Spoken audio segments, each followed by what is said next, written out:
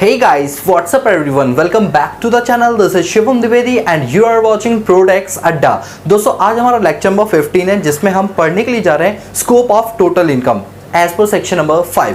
जी हाँ दोस्तों, make sure आपने हमारी पिछली 2 वीडियोस अच्छे से देखी होंगी सो दैट आपको रेजिडेंशियल स्टेटस अच्छे से निकालना आ गया होगा। ठीक है, तो आज हम पढ़ेंगे अपने पास सेक्शन नंबर 5 और सेक्शन नंबर 5 के ही साथ जुड़े हुए 2 सेक्शन नंबर 7 और 9 को भी हम कवर करेंगे। लेकिन जहां तक मुझे लगता है आज के इस सेशन के अंदर मैं सेक्शन नंबर 9 कवर नहीं करा पाऊंगा, वो हम नेक्स्ट सीरीज में करेंगे क्योंकि सेक्शन 7 थोड़ा सा बड़ा है आप लोगों के लिए। ठीक है, तो चलिए शुरू करते हैं। तो देखिए सेक्शन नंबर 5 क्या हमारा सेक्शन नंबर 5 है स्कोप ऑफ टोटल इनकम और इंसिडेंस ऑफ टैक्स। तो पहले जरा हेडिंग को समझते हैं क्या है हेडिंग। देखिए क्या होता है कि जब हम रेजिडेंशियल स्टेटस निकालना सीखते हैं तो हमको समझ में आता है कि रेजिडेंट क्या होता है और नॉन रेजिडेंट क्या होता है। फिर जब रेजिडेंट होता है तो हम चेक करते हैं कि वो ROR है या RNOR है। मेक श्योर अब आपको चीज़ें समझ में आ रही हूँ जो भी मैं आपको बोल रहा हूँ। ठीक है, तो कौन से इंसान के लिए कौन सी इनकम टैक्स की जाती है, कौन से उसके स्कोप में आती है, तो हम ये बात आज पढ़ने के लिए जा रहे हैं। देखिए अगर कोई इनकम भारत के स्कोप में आ रही है, इंडिया के स्कोप में अगर वो आ रही है तो पहली बात तो वो कहलाएगी इंडियन इनकम। दूसरी चीज कि अगर वो इंडिया के स्कोप से बाहर जा रही है तो वो कहलाएगी फॉरेन इनकम। ठीक है, 2 टाइप की इनकम हो गई, एक तो कौन सी होगी हमारी इंडियन इनकम हो गई जो हमारे इंडिया के स्कोप के अंदर कवर हो रही है, और एक होगी फॉरेन इनकम जो इंडिया के स्कोप से चली गई है। तो होता क्या है जनरली कि जो हमारे भारत का रेजिडेंट है ना, वो अपनी कौन सी इनकम के ऊपर टैक्स भारत में देगा। जैसे अगर मान लो मैं एक रेजिडेंट हूं तो क्या मुझे मेरी इंडियन इनकम पे टैक्स देना पड़ेगा? सर ऑब्वियस सी बात है, इंडियन इनकम पे तो आपको टैक्स देना ही पड़ेगा। लेकिन अगर कोई इनकम मैंने अब्रॉड से कमाई है तो क्या उस अब्रॉड वाली इनकम पे भी मुझे टैक्स देना पड़ेगा? तो उसके लिए हमें पढ़ना पड़ता है स्कोप ऑफ टोटल इनकम, क्योंकि स्कोप ऑफ टोटल इनकम हमको यही चीज को क्लियर करवाएगा कि कौन सी इनकम किसके केस में टैक्स की जाएगी। जनरली ये अब होने लगा, जब बहुत पहले सालों में ऐसा यूज ज़्यादा नहीं होता था, बिकॉज पहले जो इंडिया के लोग होते थे वो ज़्यादातर इंडिया में ही काम करते थे, बाहर जाना पसंद कम करते थे। बट अब क्या, अब हर दूसरा इंसान बाहर जाके कमाना चाहता है। तो जब वो अब्रॉड से भी इनकम कमाता है, उसके डिफरेंट सोर्सेस हैं कमाने के और डिफरेंट जगह पर है। अगर वो खाली इंडिया में कमाता तो कोई प्रॉब्लम नहीं होती, बट वो इंडिया के बाहर भी कमा रहा है। तो अब कौन सी इनकम इंडिया में टैक्स की जाएगी, कौन सी इनकम विदेश में टैक्स की जाएगी, यहाँ पर कॉन्सेप्ट आएगा हमारा डबल टैक्सेशन अवॉइडेंस एग्रीमेंट का, DTAA। तो ये सब चीज़ें क्या होती हैं वो हम पढ़ने के लिए जा रहे हैं। ठीक है, और प्लीज़ मेरी सभी से रिक्वेस्ट है थोड़ा आराम से चलना। ठीक है, चैप्टर में थोड़ा सा आराम से, क्योंकि एकदम फास्टली पढ़ोगे ना तो प्रॉब्लम आ सकती है। ठीक है, मेरे साथ साथ बिल्कुल आराम से पढ़ना और कोई स्पीड मत बढ़ाना इसकी। ठीक है, कभी आप 2x पे करके पढ़ोगे ना तो थोड़ी सी प्रॉब्लम आपको आएगी। हाँ, जब आप रिवीजन कर रहे हो ना तो आप 1.75x और 2x पर चला सकते हो, बट अभी नहीं, अभी आप इसको नॉर्मली चलने दो। ठीक है, 1 पे ही चलने दो। चलिए सुनिए मेरी बात। तो section number 5 is scope of total income और या फिर इंसिडेंस ऑफ इनकम। देखिए इस वाले टॉपिक को करने से पहले आपको इस बारे में जानना जरूरी है कि इंडियन इनकम क्या होती है और फॉरेन इनकम क्या होती है। ठीक है, इंडियन और फॉरेन इनकम। तो देखिए ये है हमारी इंडियन इनकम और ये है हमारी फॉरेन इनकम। और ध्यान से देखिए आपको प्रॉपर चीज समझ में आ जाएगी। देखिए इंडियन इनकम का मतलब होता है कोई भी ऐसी इनकम, ध्यान से सुना, कोई भी ऐसी इनकम जो हमें नहीं फर्क पड़ता आपने कहां से कमाई है, बट वो आपको रिसीव भारत में हो रही है। बात को ध्यान से सुना, मैंने क्या बोला, कोई भी ऐसी इनकम जो कहां से कमाई है ये मैटर नहीं करता, बट आपको मिली भारत के अंदर है, तो उस इनकम को बोलते हैं इंडियन इनकम। क्या बोलते हैं उसे? इंडियन इनकम बोलते हैं। सर जरूरी है कि वो हमें मिली हो? कुछ केसेस ऐसे भी होते हैं जहां पर ये माना जाता है कि हाँ ये इनकम रिसीव्ड इंडिया में हुई है, जिसको बोलते हैं deemed to be received in India. Deemed मतलब होता है मानना या माना जाएगा। आप लोग लिख सकते हैं यहाँ पर जो डीम्ड मैंने वर्ड लिखा ना, इसके आगे ब्रैकेट में करके लिख सकते हो। डीम्ड मतलब होता है माना जाएगा या मानना। ठीक है, तो देखिए इनकम रिसीव्ड और deemed to be received in India during the previous year. अगर कोई इनकम आपको भारत में रिसीव हो रही है या मानी जा रही है कि वो रिसीव भारत में होगी एज पर सेक्शन नंबर 7, तो वो कहलाएगी आपकी इंडियन इनकम। बहुत सिंपल सा लॉजिक है, मैं कहीं भी जॉब कर रहा हूँ, चाहे इंडिया में जॉब कर रहा हूँ चाहे इंडिया के बाहर जॉब कर रहा हूँ, अगर वो इनकम फर्स्ट टाइम मेरे भारत में आ रही है तो इसका मतलब ये भारतीय इनकम मानी जाएगी। बड़ा सिंपल सा लॉजिक है ना। या अगर मान लो मैं इंडिया में ही काम कर रहा हूँ तो ऑब्वियस सी बात है ये इनकम इंडिया में ही रिसीव होगी, तो यानी वो इंडिया की ही इनकम मानी जाएगी। ठीक है, इवन आप विदेश से भी कमा रहे हो बट वो विदेश से डायरेक्टली इनकम आपके भारत में आ रही है तो it means income received in India, तो वो इनकम भी क्या मानी जाएगी? इंडियन इनकम ही मानी जाएगी। तो दोबारा से पढ़ो,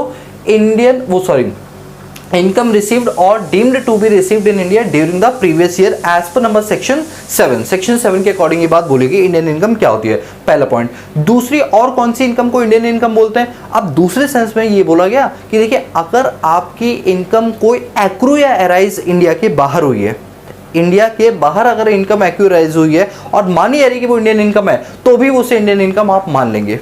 इसका मतलब है इनकम विच एक्रू और अराइज और deem to be accrue arise in India. देखिए अब सुनिए मेरी बात, अब जैसे मैं एक एग्जांपल लेता हूँ कि आप फॉरेन में काम कर रहे हैं, जस्ट एग्जांपल फॉरेन में आप काम कर रहे हैं, बट होता क्या है फॉरेन की जो वो इनकम है ना, वो रियलिटी में उसका पूरा कंट्रोल तो भारत से ही हो रहा है। आप भले ही फॉरेन में कमा रहे हो लेकिन उसका पूरा कंट्रोलिंग पावर आप इंडिया से ही रख रहे हो, तो ऐसे में माना जाएगा कि वो विदेशी इनकम नहीं है, वो हमारे भारत की इंडियन इनकम है। क्या माना जाएगा? वो हमारे भारत की इंडियन इनकम है। इसीलिए लिखा है इनकम विच एक्रू और अराइज और deemed to be accrue arise in India. कोई ऐसी इनकम जो मानी जाएगी कि उसका ओरिजिन पॉइंट इंडिया है। आप ऐसे समझिए ये जो बात लिखी ना यहाँ पर एक्रू, तो इसको आप ऐसे लिख सकते हैं इंडियन ओरिजिन, कि अगर उस इनकम का जो ओरिजिन पॉइंट है अगर वो इंडिया है तो इसका मतलब उसका एक्रू पॉइंट क्या माना जाएगा? भारत ही माना जाएगा। कोई भी ऐसी इनकम जो एक्रू हुई है या अराइज हुई है या मानी जा रही है कि वो एक्रू अराइज हो रही है भारत में, तो वो भारत के लिए बन जाएगी इंडियन इनकम। सर ये दोनों कंडीशन फुलफिल होंगी तो ही इंडियन इनकम मानी जाएगी, दो में से कोई एक, दो में से कोई एक भी अगर हो जाती है तो वो इंडियन इनकम ही मानी जाएगी, और दोनों हो जाती है तो वैसे भी इंडियन इनकम मानी जाएगी। वैसे इसके बारे में हम डिटेल पढ़ेंगे सेक्शन नंबर 7 के अंदर, और इसकी डिटेल हम पढ़ेंगे सेक्शन 9 के अंदर। अभी तो जस्ट हमने हेडिंग पढ़ी है, तो घबराने की कोई बात नहीं है, ठीक है। मेरी बात को फिर से सुनिए, इंडियन इनकम क्या होती है? इंडियन इनकम वो इनकम होती है जो आपने कहीं से भी कमाई है बट आपकी रिसीविंग भारत में हो रही है, आपकी रिसीविंग भारत में हो रही है, आपको रिसीव कहां हो रही है? भारत में हो रही है। It means India income received और deemed to be received in India during the previous year, section number 7 के अकॉर्डिंग इसको इंडियन इनकम माना गया है। दूसरी इनकम ये है कि अभी रिसीव की बात नहीं हो रही है, कमाने की बात हो रही है, एक्रू और अराइज की बात हो रही है। कोई इनकम अगर एक्रू और अराइज भारत में हुई है या भले वो विदेश में हो लेकिन मानी जा रही है कि वो भारत से ही हो रही है, तो ऐसी इनकम को भी इंडियन इनकम मानी जाएगी एज पर सेक्शन नंबर 9।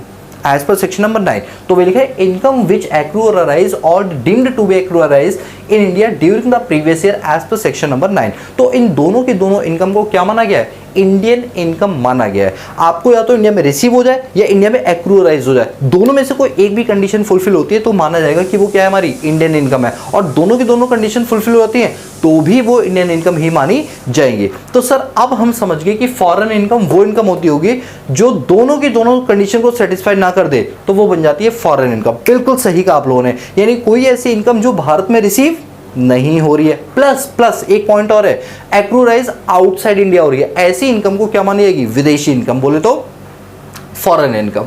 तो वही लिखा हुआ है foreign income received outside India, वो इनकम फॉरेन इनकम है जो विदेश में मिली है। एंड का मतलब था प्लस, साथ में एक कंडीशन और है, इनकम एक्रू और अराइज आउटसाइड इंडिया, इंडिया के बाहर एक्रू अराइज हुई है, तो ये दोनों की दोनों इनकम क्या मानी जाएगी? Foreign income. तो सर आप ये बोलना चाहते हैं कि इंडियन इनकम में दोनों में से कोई एक कंडीशन भी फुलफिल होती है तो वो इंडियन इनकम है, और फॉरेन इनकम अगर दोनों की दोनों कंडीशन अप्लाई होती है तो ही वो फॉरेन मानी जाएगी। बिल्कुल सही कहा, अब आपने पॉइंट पकड़ लिया। बोलो समझ आई? हाँ सर अब हमने समझ आया। देखो अभी जितना पढ़ा ना उसको जल्दी से समराइज करते हैं जिससे हमारे दिमाग में चीज़ें बैठ जाएं, ठीक है। ओके सर आपने हमें ये पढ़ाया कि रेजिडेंशियल स्टेटस सेक्शन 6 से निकाला जाता है, ठीक है। रेजिडेंशियल स्टेटस सेक्शन 6 से निकाला जाता है। अब जो हम पढ़ रहे हैं that is scope of total income. Sir हमें इसकी जरूरत इसलिए पड़ती है because section number 5 that is scope of total income या इंसिडेंस ऑफ टैक्स, ये हमें इसलिए जरूरत पड़ती है सो दैट हम ये अंदाजा लगा पाएं कि उस इनकम को इंडिया में टैक्स करना है या नहीं करना। यदि वो हमारी इंडियन इनकम है तो वो टैक्स के दायरे में कवर होगी, और अगर वो फॉरेन इनकम है तो वो हमारे टैक्स के दायरे में कवर नहीं होगी, सिर्फ आरओआर में कवर होगी, ठीक है। इसके लिए हमने क्या किया? इनकम को दो पार्ट में डिवाइड किया, एक हो गया इंडियन इनकम, एक हो गया हमारी फॉरेन इनकम। इंडियन इनकम के लिए सेक्शन 7 और सेक्शन 9 का हम यूज करेंगे। सेक्शन 7 ये कहता है कोई भी इनकम कोई भी पैसा अगर वो भारत में रिसीव हुआ है या कुछ ऐसा आपने कर दिया तो माना जाएगा कि वो भारत में रिसीव हुआ है, तो ऐसी इनकम को क्या बोलेंगे? इंडियन इनकम बोलेंगे एज पर सेक्शन नंबर 7। दूसरी कंडीशन हमारी है सेक्शन नंबर 9 की, वो ये बोलता है कोई इनकम अगर एक्रू या अराइज हो गई है, कोई इनकम अगर एक्रू या अराइज हो गई है, कहां पर हो गई एक्रू अराइज? इंडिया में हो गई है। या डीम्ड टू बी एक्रूराइज हो गई है, ये माना जा रहा है कि ये केस है, तो ये एक्रूराइज भारत में माना जाएगा सेक्शन 9 के अकॉर्डिंग, तो भी हम इसको क्या मान लेंगे, इंडियन इनकम मान लेंगे। दोनों में से कोई एक कंडीशन भी बनती है तो भी हम इसे इंडियन इनकम मानेंगे, और दोनों की दोनों कंडीशन अप्लाई होती है तो भी हम इसे इंडियन इनकम ही मानेंगे। बोलो यहाँ तक बात क्लियर है? ये सर बिल्कुल क्लियर है। इसके बाद बात करते हैं फॉरेन इनकम की। फॉरेन इनकम वो इनकम होती है जो दोनों की दोनों कंडीशन को फुलफिल कर दे, दो में से एक नहीं, दोनों की दोनों कंडीशन फुलफिल होनी चाहिए। पहली कंडीशन कि उसका जो रिसीविंग है वो भारत में नहीं होनी चाहिए, आउटसाइड इंडिया होनी चाहिए। दूसरा, उसका एक्रूअराइज भी इंडिया के बाहर होना चाहिए। अगर दोनों कंडीशन फुलफिल हो रही हैं तो ही वो इनकम फॉरेन इनकम मानी जाएगी, वरना वो फॉरेन इनकम नहीं मानी जाएगी। बोलो क्लियर हुआ? यस सर, अभी हमें बिल्कुल क्लियर हो गया। ठीक है, अब हम आगे चलते हैं। अब आगे हमारे पास ये वाला चार्ट है। अब इस वाले चार्ट को ना हमें ध्यान से पढ़ना है, बिल्कुल ध्यान से, जिससे कोई दिक्कत ना हो। ठीक है, चलिए वो क्या है हमारे पास। अब मैं आपको ना इस वाले चार्ट से बहुत अच्छे से चीज़ों को समझा पाऊंगा, लेकिन उससे पहले मैं एक चीज़ आपको यहाँ बताना भूल गया। वो क्या भूल गया कि सर एक बात बताइए कि आपने ना 3 चीज़ें हमें पढ़ाई थी। वैसे तो 2 चीज़ें हम जानते हैं, आर और एन आर, रेजिडेंट और नॉन रेजिडेंट, बट जब हमने और डिटेल में जाना तो ये जाना आर को 2 पार्ट में डिवाइड किया गया, आर ओ आर या आर एन ओ आर में। ठीक है, तो 3 चीज़ होगी, एक तो आर ओ आर, एक आर एन ओ आर और एक एन आर। ये 3 चीज़ होगी। फिर से बताओ कौन कौन सी 3 चीज़ें? पहला आर ओ आर, दूसरा आर एन ओ आर और तीसरा एन आर। ये 3 चीजें हो गई। ठीक है, अब ये 3 चीजें बताइए सर कहाँ कहाँ टैक्स की जाएंगी। देखो, अगर कोई इंडियन इनकम है ना, मतलब वो इंडिया में इंडिया की इनकम मानी जा रही है, तो इस केस में क्या होगा, कि अगर आप आर एन ओ आर है तो आपको भारत में ही टैक्स देना पड़ेगा इंडियन इनकम के ऊपर। भारत में ही टैक्स देना पड़ेगा। सर क्यों? क्योंकि पहली बात तो आप प्योर इंडियन हो और आपने जो इनकम कमाई है वो इंडिया से ही कमाई है, तो टैक्स क्या विदेश में जाके दोगे? हाँ सर, आगे गुस्सा क्यों हो रहा है? अरे गुस्सा नहीं हो रहा, बता रहा हूँ कि अगर आप प्योर रेजिडेंट हो और आपकी इंडियन इनकम है तो ऑब्वियस सी बात है वो टैक्स कहाँ पर होगी? भारत में होगी। तो वो टैक्सेबल कहाँ पर होगा? इंडिया। तो स्कोप ऑफ टोटल इनकम में कौन सा स्कोप बना? इंडिया का स्कोप बना। किसका बना बताइए? इंडिया का स्कोप बना। सर इसके बाद एक और आता है जिसको बोलते हैं आर एन ओ आर। क्या आता है? R N O R. ये थोड़ा सा टेढ़ा लिख गया, मैं इसको सीधा लिख देता हूँ। ये कहता है R N O R, resident. अरे यार ये आर एन ओ आर लिख दिया मैंने, ये आर ओ आर है, गलती से ना ये आर एन ओ आर लिख दिया था, ये आर ओ आर है। ठीक है, अगर कोई रेजिडेंट और ऑर्डिनरी रेजिडेंट है तो भाई साहब वो तो प्योर इंडियन है, तो उसकी इनकम तो इंडियन इनकम इंडिया में टैक्स होगी। और कोई आर एन ओ आर है ना जो थोड़ा सा इम्प्योर है, तो है तो इंडियन ही ना, इंडिया का रेजिडेंट है ना, तो इंडियन इनकम पे उसको भी टैक्स इंडिया में ही देना पड़ेगा। ठीक है, और साथ के साथ एक आता है हमारा नॉन रेजिडेंट, ये लीजिए एन आर। एनआर को भी इंडियन इनकम पे इंडिया में ही टैक्स देना पड़ेगा। सर ऐसा क्यों? देखिए अब आप मेरी बात समझिए, कोई इंडिया में कम से कम रह रहा है, लेकिन कम से कम रह रहा है मतलब वो क्या बन गया? एक तरह का नॉन रेजिडेंट बन गया। क्योंकि वो एक नॉन रेजिडेंट बन गया है और उसके इनकम का जो सोर्स है वो भारत है, तो ऑब्वियस सी बात है नॉन रेजिडेंट होने के बावजूद भी उसका सोर्स अगर भारत बन गया ना, इंडियन इनकम बन गया, तो उसको भारत में टैक्स देना ही पड़ेगा। सीधी बात तो ये है। यानी इन 3 केसेस जो है वो यहां पर कवर हो जाएंगे, इन तीनों को यहां पर टैक्स देना पड़ेगा। ठीक है, अब बात करते हैं फॉरेन इनकम।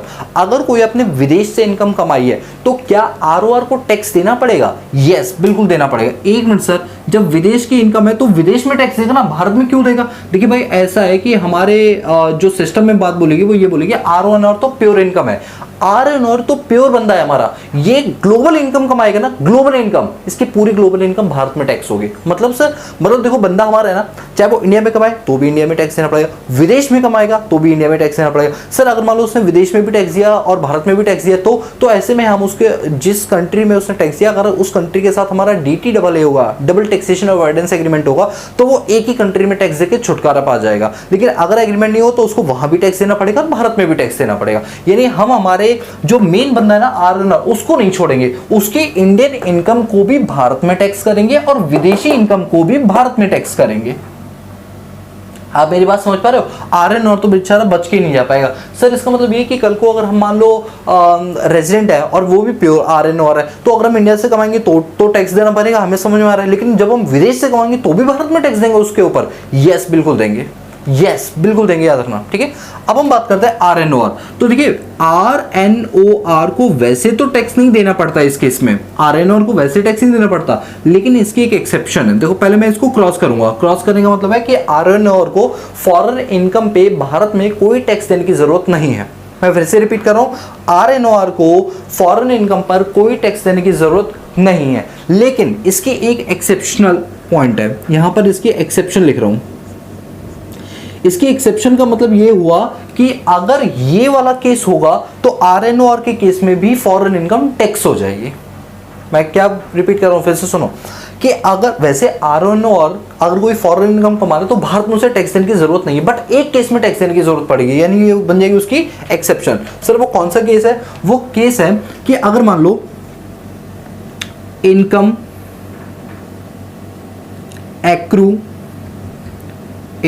एक्रू और अराइज आउटसाइड इंडिया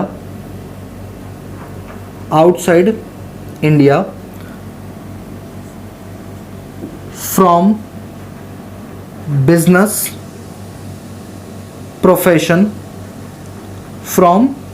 और प्रोफेशन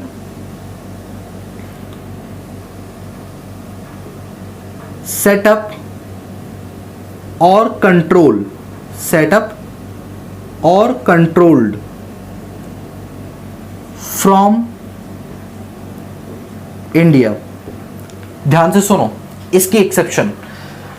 इन जनरल अगर फॉरेन इनकम ROR ने कमाई है तो इससे तो हम ये बोलकर टैक्स ले लेंगे, भैया तुम तो हमारे अपने हो, तो तुमको तो भारत में टैक्स देना ही पड़ेगा, ठीक है। लेकिन RNOR तो प्योर हमारा नहीं है, तो उसके लिए फॉरेन इनकम तो एग्जम्प्ट है कि आप फॉरेन इनकम कमाओगे तो आपको भारत में टैक्स देना नहीं पड़ेगा। लेकिन एक केस में देना पड़ेगा, वो है कि अगर मान लो तुम्हारी फॉरेन में इनकम है, वो डीम्ड और एक्रूरेज और रिसीव भी भारत में हो रही है, लेकिन उस बिजनेस को कंट्रोल्ड या उसका सेटअप जो है तो वो तुमने भारत में लगाया हुआ है, यानी तुम्हारी उस इनकम की कमाने का जरिया कहीं ना कहीं भारत थोड़ा सा बन रहा है, तो उस केस में तुम्हें वो इनकम पर टैक्स भारत में देना पड़ जाएगा। आई होप कि आप मेरी बात को समझ पाए हो। मैं दोबारा से रिपीट कर रहा हूं, देखिए कोई RNOR है, उसने अपना बिजनेस किया हुआ है, वो बिजनेस फॉरेन में चलता है, उसे इनकम भी फॉरेन में होती है, लेकिन उसको कंट्रोल जो है ना वो भारत से कर रहा है, या उस बिजनेस का सेटअप भारत में है बट इनकम बाहर से हो रही है।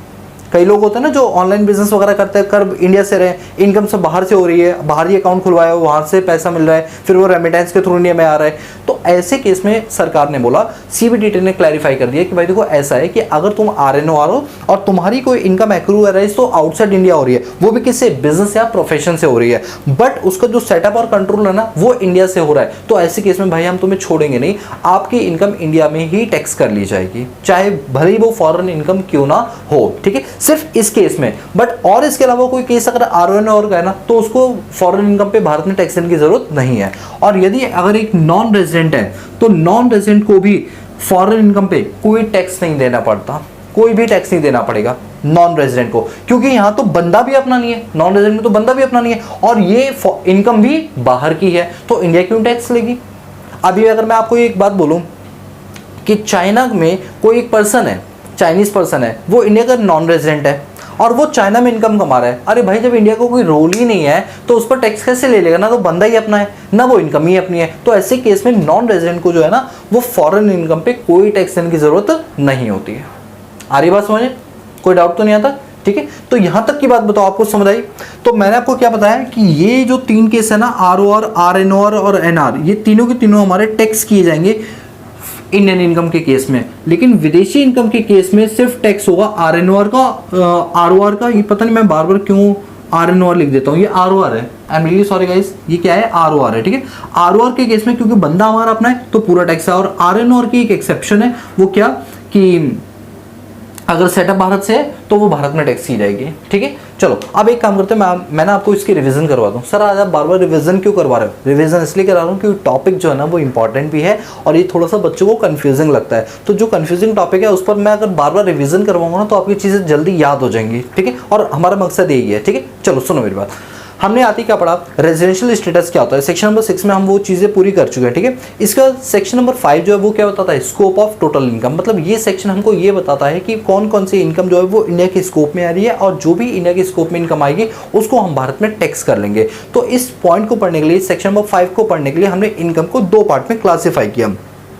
एक को हमने बोला क्या, ROR सॉरी, एक को बोला हमने फॉरेन इनकम, एक को बोला हमने इंडियन इनकम। इंडियन इनकम वो होती है कि अगर कोई इनकम आपको रिसीव भारत में हो रही है या डीम्ड टू बी रिसीव्ड है सेक्शन नंबर 7 के अंदर, तो वो हमारी भारतीय इनकम मानी जाएगी। दूसरा हमने पढ़ा कि एक ऐसा केस जिसमें एक्रूअराइज इन इंडिया हो रही है और डीम्ड टू बी एक्रूअराइज भी इंडिया हो रही है, मतलब उसका जो सोर्स और ओरिजिन पॉइंट है ना इनकम का वो भारत में है, तो भी वो भारतीय इनकम मान ली जाएगी।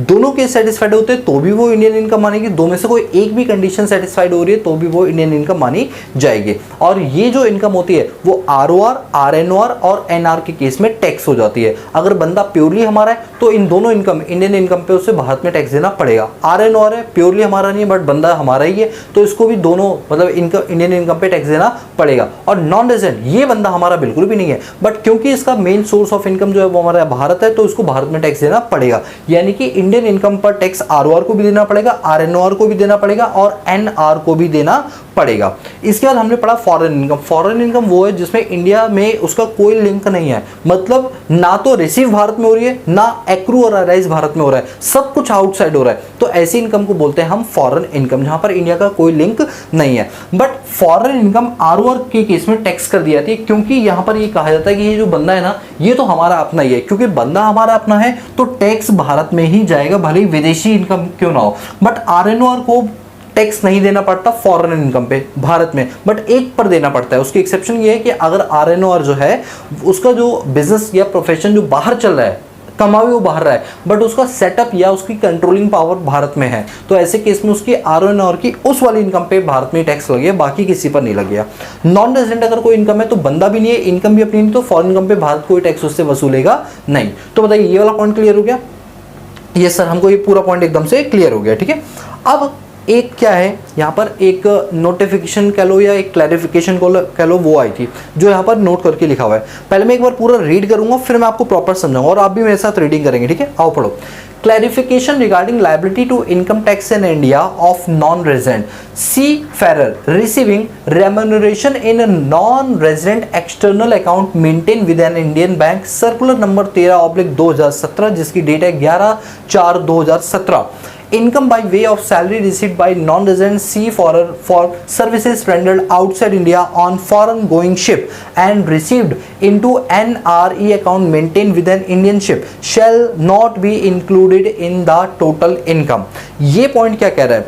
ये पॉइंट बोल रहा है ये क्लैरिफिकेशन है, और याद रखना क्लैरिफिकेशन कौन किसको इशू करता है? सीबीडीटी अपने डिपार्टमेंट्स को क्लैरिफिकेशन इशू करती है, पब्लिक को नहीं करती। पब्लिक को करना होगा तो वो क्या करेगी? नोटिफिकेशन वगैरह जैसे होती है ना जो सेंट्रल गवर्नमेंट करती है। क्लैरिफिकेशन क्या करती है? सीबीडीटी अपने डिपार्टमेंट को क्लैरिफाई करने के लिए करती है। तो एक क्लैरिफिकेशन आई थी, वो क्लैरिफिकेशन आई थी लायबिलिटी के रिगार्डिंग। क्या होता है?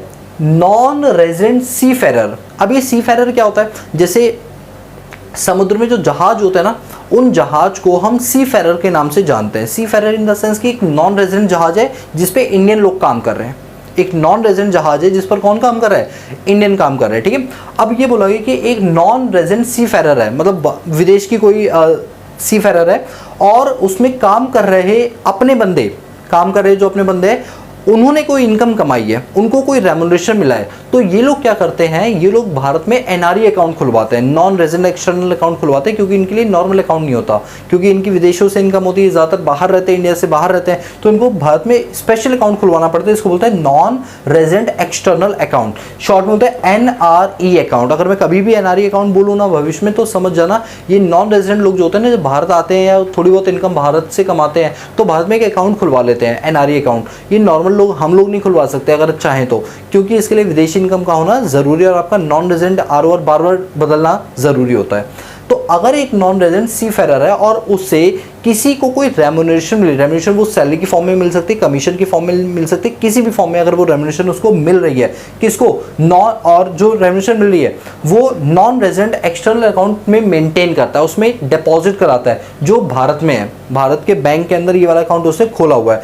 तो कहा गया ऐसे में कोई इनकम जो रेमुनरेशन होता है किसी भी रूप में, चाहे वो सैलरी के रूप में हो, जो भी उसको मिलेगी by R non resident seafarer for service rendered outside India, क्योंकि उसने अपनी सर्विसेज आउटसाइड इंडिया दी है, वो जो सी है वो अपनी सर्विस आउटसाइड इंडिया दे रहा है, ऑन फॉरेन गोइंग शिप, क्योंकि वो शिप फॉरेन में जा रही है बट भारत से होकर वो निकली है, भारत में भी रुकी है, थोड़ा बहुत व्यापार भारत में किया है। And receive into NRE account maintain with Indian bank shall not be include in total income. हम इसको टोटल इनकम में शामिल नहीं करेंगे, ये हमारी टोटल इनकम का पार्ट नहीं होगा। आपको याद आ रहा है सेक्शन नंबर 14 हमने पढ़ा था 5 heads of income, income under that of salary section 15 से 17, income under that of house property 22 से 27, income under that of head of PGBP section 28 से 44 DB, income under head of capital gain section 45 to 55 है, income under head of other sources 56 to 59। वो जो 5 head थे उनमें से ऐसी कोई भी इनकम उसमें शामिल नहीं की जाएगी।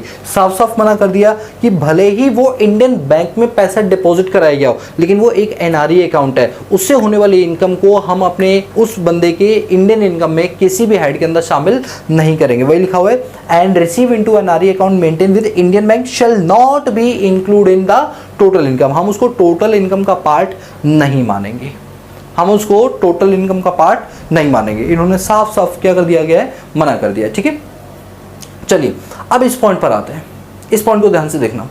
ये पॉइंट ये बोलता है कि ये 3 केस है, एक तो आरओआर, आरएनओआर और एक एनआर, ये 3 केस हैं। हमको ये बताना है कौन कौन सी इनकम जो है ना वो टैक्स होती है भारत के अंदर, किस केस में। ठीक है, देखिए पहला पॉइंट, इनकम रिसीव्ड और deemed to be received in India. कोई इनकम अगर आपको रिसीव हो रही है भारत में या मानी जा रही है कि वो भारत में रिसीव हो रही है एज पर सेक्शन नंबर 7, ये वाला पॉइंट नहीं पढ़ा था, ये वाला। ठीक है, तो आपको याद है ये तीनों केस में टैक्स होती थी। अगर आप आरओआर हो तो भाई तुम तो अपने ही बंदे हो, और इनकम भी कहाँ की है, इंडिया की है, तो तुमको तो टैक्स देना पड़ेगा।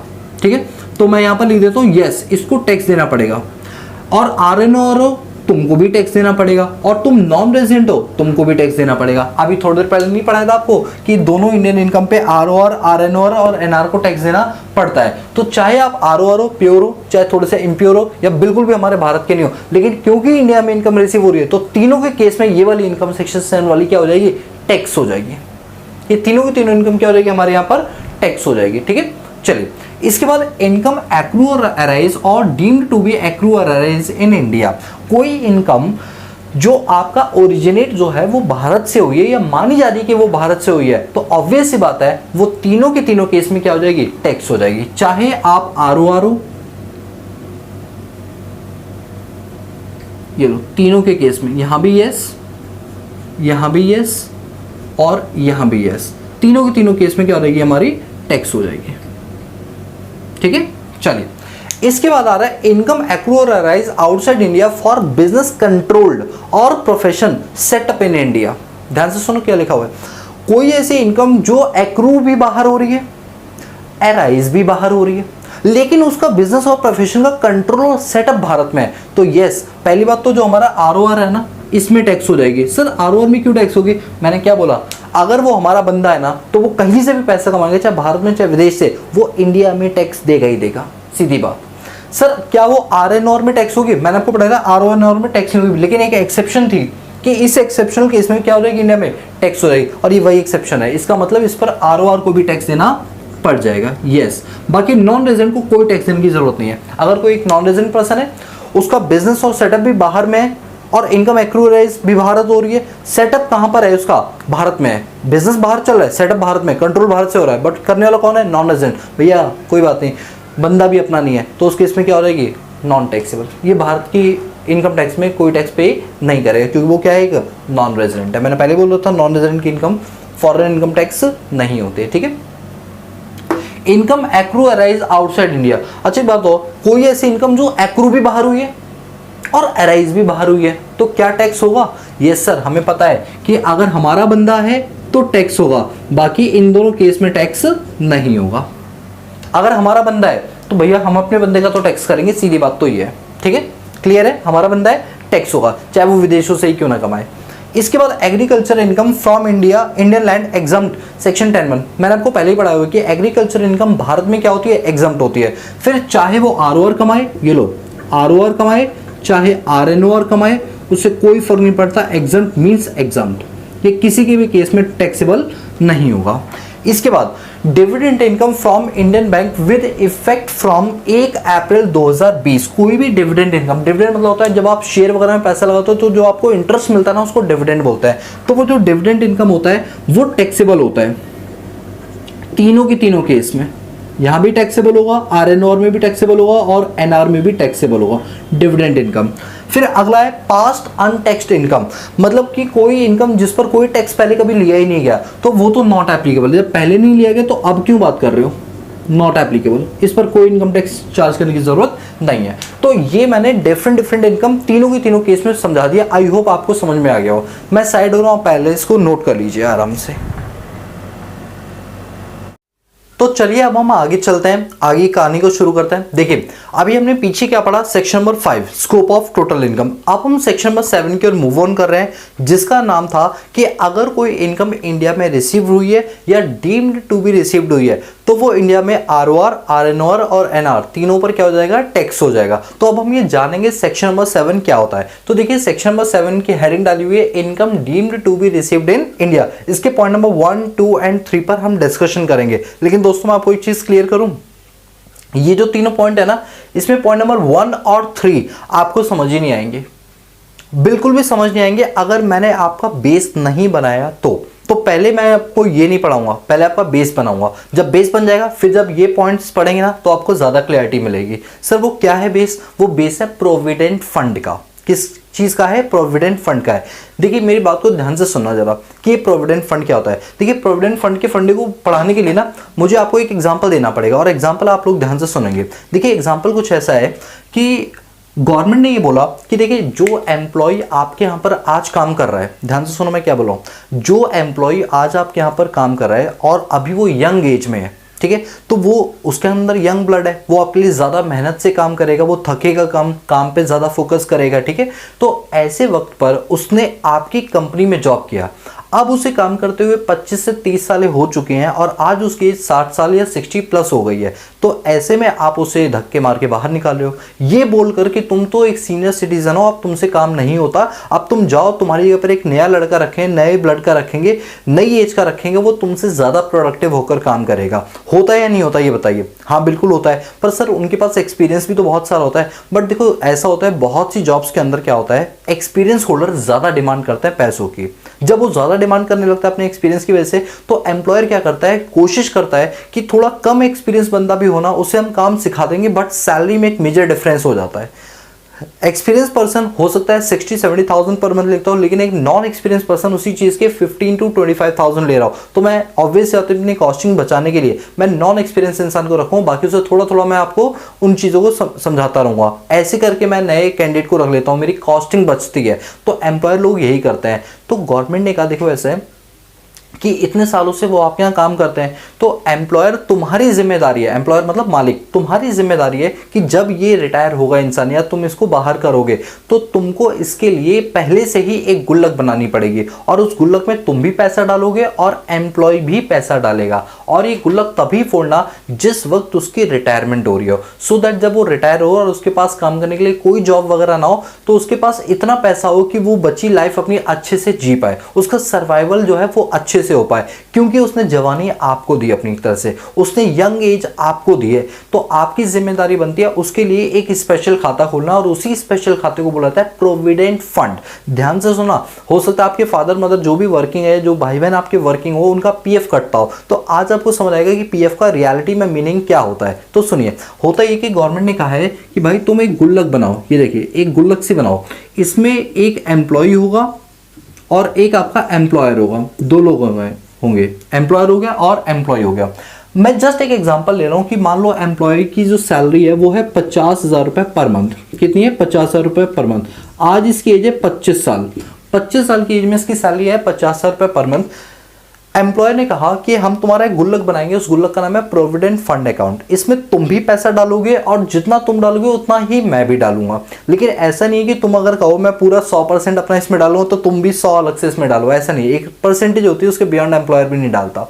एम्प्लॉयर ने कहा एक काम करो, तुम तुम्हारी सैलरी का 10% इसमें डालो। कितना परसेंट? 10%। अब आप मुझे एक बात बताइए, अगर एम्प्लॉय की सैलरी 50,000 रुपए पर मंथ है तो हर महीने पीएफ अकाउंट में कितने रुपए जा रहे हैं एम्प्लॉय के? सर 5,000 हैं, और इतना ही पैसा एम्प्लॉयर भी डालेगा। इतना ही पैसे कौन डालेगा? एम्प्लॉयर भी डालेगा। यानी एम्प्लॉय भी 5,000 डाल रहा है, एम्प्लॉय भी अपनी जेब से 5,000 रुपये डाल रहा है। किसमें? पीएफ खाते में। पीएफ मतलब प्रोविडेंट फंड अकाउंट में। ये सर समझ आ गया। तभी तो ऐसा होता है कि जब आपकी सैलरी आपको इन हैंड मिलती है तो वो आपकी ग्रॉस सैलरी से नेट सैलरी बहुत बड़ा डिफरेंस आ जाता है। 50 का आपको 45,000 रुपये हर महीने मिलेगा, 5,000 रुपये कट कट के मिलेगा, क्योंकि 5,000 तुम्हारे ही स्पेशल खाते में आ रहा है जिसका नाम है प्रोविडेंट फंड अकाउंट। मुझे एक बात बताओ, एक महीने में कितने रुपए आ गए? सर एक महीने में देखा है तो 10,000 रुपए आ गए। अगर एक महीने में 10,000 आए हैं तो एक साल में कितने आएंगे? सर एक साल में 1,20,000 आएंगे। अगर एक साल में मेरी गुल्लक में 1,20,000 आ रहा है, आज उस इंसान की एज 25 साल है, 60 साल पे रिटायर होगा, तो 60 माइनस 25 करो, उसके कितने साल तक प्रोविडेंट फंड में पैसा आता रहे? सर 60 में से 25 आएंगे तो बचेगा 35, यानी 35 साल जॉब करेगा। एक साल के अगर 1,20,000 है तो 35 साल के कितने हुए? सर 35 साल into multiply 1,20,000, this is 42 lakhs. कितने रुपए आ गया? 42 लाख। अब आप मुझे बताओ 35 साल में क्या इसको ब्याज नहीं मिलेगा? जो ये जिस तरह से हम अपना अकाउंट खुलवाते हैं, सेविंग या रिकरिंग डिपॉजिट या फिक्स डिपॉजिट, क्या उस डिपॉजिट पे हमें इंटरेस्ट नहीं मिलता? मिलता है सर। तो ये जो पीएफ अकाउंट है क्या इस पे इंटरेस्ट नहीं मिलेगा? सर बिल्कुल मिलना चाहिए। तो इसके पीएफ पे भी क्या मिलेगा? इंटरेस्ट। मैं एक एवरेज इंटरेस्ट मान लो कि 42 लाख रुपए जब इतने इकट्ठे हुए तो ऑन एन एवरेज कम से कम 8 लाख रुपए का ब्याज जिसको मिल गया होगा। कितने रुपए का? 8 लाख का 35 सालों में। ठीक है, वैसे मैं कम ही बता रहा हूँ, ज्यादा ही होगा। ठीक है, यानी जिस दिन ये रिटायर होगा ना उस दिन इसकी गुल्लक में कितने रुपए इकट्ठे हो जाएंगे? 50 लाख रुपए। अगर कल को एम्प्लॉयर इसको धक्के मार के बाहर भी कर देगा ना, सीनियर सिटीजन हो तुम निकलो यहाँ से, तो भी इसको पता है कि मेरे पास 50 लाख रुपए गुल्लक में। ये पहले तो करेगा ग्रैंड पार्टी। पीएफ का पैसा मिला भैया, ग्रैंड पार्टी करूंगा, तो 5-10 लाख रुपए तो पार्टी में खर्च कर दे, बचे 40 लाख रुपए की ये एफडी वगैरह बनवा के उससे जो ब्याज आएगा उससे अपना घर चलाएगा। तो बताइए इसका सर्वाइवल ईजी हुआ या नहीं हुआ? ईजी हुआ ना। गवर्नमेंट भी ये कहती है, गवर्नमेंट कहती है कि हर एम्प्लॉयर की जिम्मेदारी है कि वो अपने एम्प्लॉय का क्या खोले? पीएफ अकाउंट खोले। पीएफ से क्या होता है ना, इनका फ्यूचर सिक्योर होता है। तो हम कह सकते हैं कि जो पीएफ है ना, it's just like a retirement benefit scheme, कि रिटायरमेंट टाइम में आपको क्या देता है? बेनिफिट देता है। अच्छी बात यह कि एम्प्लॉयर की सैलरी से जो पैसा कट रहा है, एम्प्लॉय की सैलरी से जो पैसा कट रहा है वो एम्प्लॉय को आज नहीं कल मिल जाएगा, और एम्प्लॉयर अलग से लगा रहा है। तो ये तो हमारे लिए प्लस पॉइंट हुआ है कि हमारा एम्प्लॉयर भी उतना ही कॉन्ट्रीब्यूट कर रहा है, जबकि एम्प्लॉयर को कुछ मिलना नहीं है इसमें से। सर क्या हम पीएफ का पैसा ड्यूरिंग द एम्प्लॉयमेंट निकाल सकते हैं? निकाल सकते हो, बट मैं कभी भी रिकमेंड नहीं करूंगा कि पीएफ का पैसा बिफोर रिटायरमेंट निकालो। उसको इकट्ठा होने दो लमसम में, उसको इकट्ठा हो जाने दो। जब इकट्ठा होकर रिटायरमेंट हो जाए तभी निकालो, तो आपके लिए बहुत टैक्स सेविंग भी होता है और ये आपके लिए बेनिफिशियल भी बहुत ज़्यादा होता है। तो पीएफ समझ आया? तो ये एक ऐसा फंड है जो आपके फ्यूचर को सिक्योर कर रहा है। That means provident fund. क्या होता है इसका नाम? प्रोविडेंट फंड नाम होता है। बोलो इतना क्लियर हो गया? Yes sir. क्या इतने पार्ट को मैं रैप कर दूं कि मुझे अभी और लिखवाना है यहाँ पर? तो अभी पीएफ आई होप समझ गए कि पीएफ क्या होता है। ये सर हम बिल्कुल समझ गए, आप आगे चल सकते हैं। चलिए अब हम आगे चलते हैं। प्रोविडेंट फंड अकाउंट तो आपको समझ में आ ही गया है। अब इसके बाद हम चलेंगे टाइप्स ऑफ प्रोविडेंट फंड। कितने टाइप का प्रोविडेंट फंड होता है? तो चलिए अब हम पढ़ेंगे प्रोविडेंट फंड के टाइप्स के बारे में। किसके बारे में पढ़ेंगे? प्रोविडेंट फंड के टाइप्स के बारे में। तो देखिए अब बात को समझना, जब हम पीएफ के फंड की बात करते हैं तो हम इसमें एम्प्लॉयर, एम्प्लॉय, जॉब, अनजॉब, सेल्फ एम्प्लॉयड के हिसाब से इसको डिस्ट्रीब्यूट करते हैं। देखिए या तो एक इंसान जो है वो जॉब करता है या वो जॉब नहीं करता, मतलब एक तरह से वो सेल्फ एम्प्लॉयड होता है। ठीक है, तो यानी कि वो या तो सैलरीड क्लास है, सैलरी क्लास समझ रहे हो, यानी वो जॉब कर रहा है, या तो वो जॉब नहीं कर रहा। जॉब नहीं कर रहा तो अपना धंधा करता होगा, यानी सेल्फ एम्प्लॉयड होगा। ठीक है, या फिर एक एम्प्लॉय क्या हो सकता है? सेल्फ एम्प्लॉयड हो सकता है, उसका खुद का अपना कोई बिजनेस हो सकता है, वो सैलरी पर डिपेंड नहीं है। ठीक है, देखिए जब एक इंसान जॉब करता है यानी वो सैलरी क्लास में है, तो जॉब भी दो टाइप की होती है, गवर्नमेंट और प्राइवेट। कौन कौन सी बताइए? गवर्नमेंट और प्राइवेट। तो देखिए यहां पर हम सैलरी क्लास को भी दो पार्ट में डिवाइड करेंगे, दो पार्ट में। एक आपकी होगी जिसको बोलते हैं गवर्नमेंट जॉब। क्या होगी बताइए? Government job. और एक आपकी होगी जिसको बोलते हैं non government job, non government job. ठीक है, अब देखिए होता यह है कि जब आपकी गवर्नमेंट जॉब होती है, जब आपकी गवर्नमेंट जॉब होती है तो आपका एम्प्लॉयर आपके लिए पीएफ अकाउंट खोलता है। जैसे हो सकता है किसी यूनिवर्सिटी में आप लगे हो सकता है आप रेलवेज में लगे हो, इंडियन रेलवेज के अंदर लगे हो, एसएससी वर्ग की तैयारी करके आपकी गवर्नमेंट जॉब लगी हो। तो ऐसे में आपका एम्प्लॉयर जो है वो एक गवर्नमेंट एम्प्लॉयर कहलाता है और आप एक गवर्नमेंट एम्प्लॉय कहलाते हो।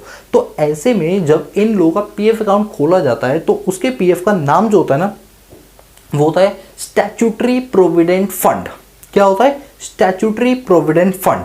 तो देखिए पहली बात तो मैं आपको बता दूं, जो गवर्नमेंट जॉब होल्डर्स है ना, इनके लिए जो पीएफ का एक्ट बना हुआ है, उस एक्ट का नाम है, मैं यहां पर लिखता हूं, प्रोविडेंट फंड एक्ट 1925।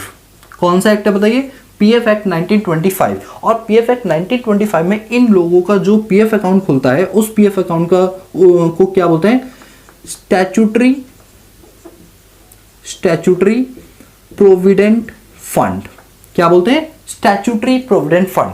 देखिए पीएफ के भी टाइप होते हैं, तो अब आप समझ जाना, स्टैट्यूटरी प्रोविडेंट फंड वो फंड होता है, ये उन लोगों के लिए खोला जाता है जिनकी गवर्नमेंट जॉब होती है, और इसमें जो रूल्स होते हैं वो फॉलो किए जाते हैं as per the provident fund act 1925। ठीक है, बात करते हैं नॉन गवर्नमेंट एम्प्लॉयज की या नॉन गवर्नमेंट जॉब्स की। ठीक है, जिनकी प्राइवेट जॉब्स वगैरह होती हैं, तो इसको किसके थ्रू गवर्न किया जाता है? इसके लिए जो एक्ट यूज किया जाता है that is provident fund act 1952। कौन सा बताइए? Provident fund act 1952। ये जो 25 है ना, इसको ऐसे कर देना, 1952 के तहत इसको गवर्न किया जाता है। अब इसमें क्या होता है? इसमें दो टाइप्स आते हैं, एक होता है रिकॉग्नाइज्ड प्रोविडेंट फंड और एक होता है अनरिकॉग्नाइज्ड प्रोविडेंट फंड।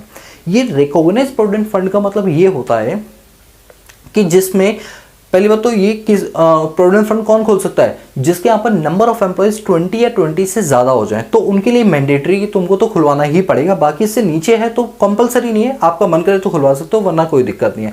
बट अगर आपके यहाँ पर एम्प्लॉय की संख्या 20 या 20 से ज्यादा है तो आपको ये अकाउंट खुलवाना ही पड़ेगा। अब होता यह है कि जब इस अकाउंट को ओपन किया जाता है, पीएफ अकाउंट को, तो अगर आपने प्रोविडेंट फंड एक्ट 1952 की सारी कंडीशंस को फुलफिल किया है और आपने अपने असेसिंग ऑफिसर को दिखा दिया, अब असेसिंग ऑफिसर ने कहा हाँ ये बिल्कुल सही तरीके से प्रोविडेंट फंड अकाउंट बनाए, क्योंकि प्राइवेट जॉब्स में ना देखा जाता है, हर चीज चेक की जाती है। तो अगर तुमने सारे काम बिल्कुल ओके रिपोर्ट से किए, सारे रूल्स एंड रेगुलेशन माने, तो ऐसे में जो अकाउंट खुलेगा उसका नाम होता है रिकॉग्नाइज्ड प्रोविडेंट फंड। क्या होता है बताइए? Recognised provident fund. तो इसके अंदर हमारे दो चीजें आ जाएंगी। ठीक है, तो एक तो आपका क्या रहेगा?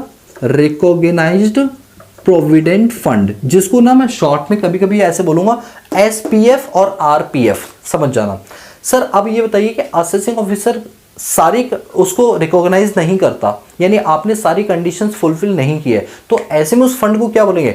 Unrecognised provident fund. यानी कि पीएफ एक्ट 1952 में दो चीजें आती हैं, रिकॉग्नाइज और अनरिकॉग्नाइज। तो दूसरा हो गया आपका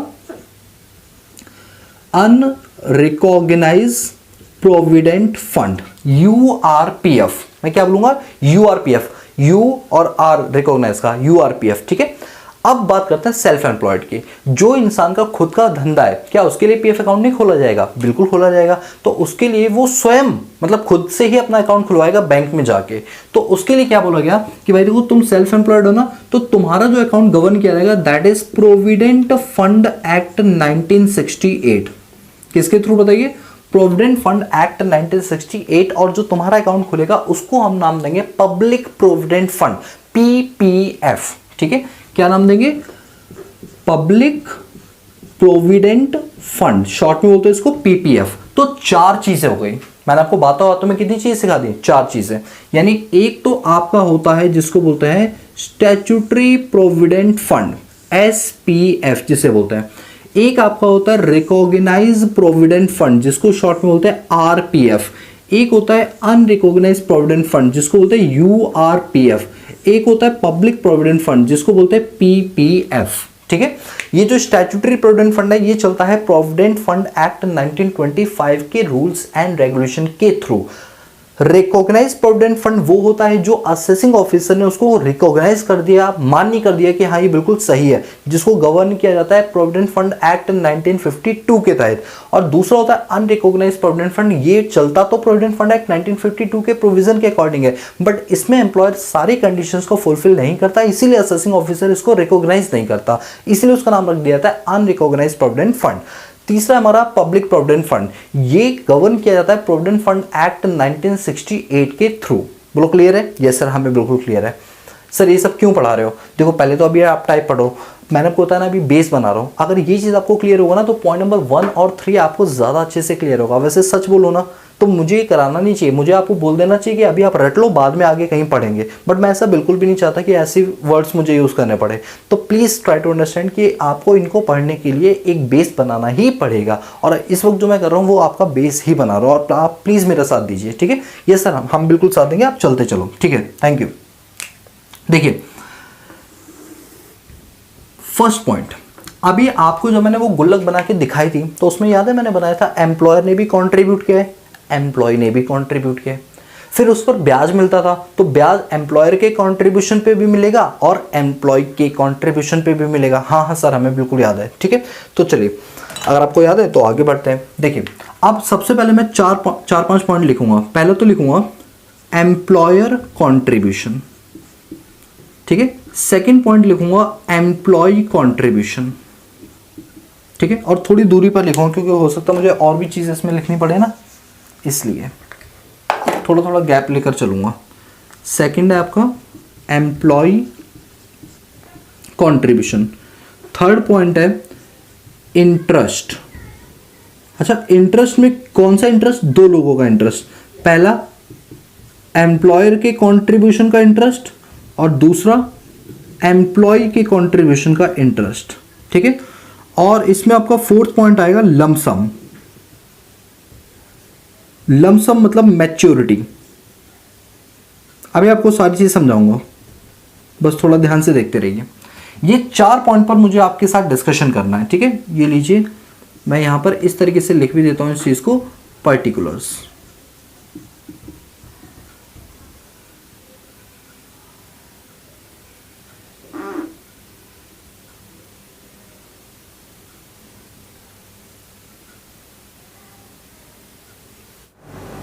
ठीक है, चलिए अभी हमारे पास ये चारों चीज हो गई। अब हम इस चीज को डिटेल में समझेंगे, ठीक है। तो अब सुनो मेरी बात।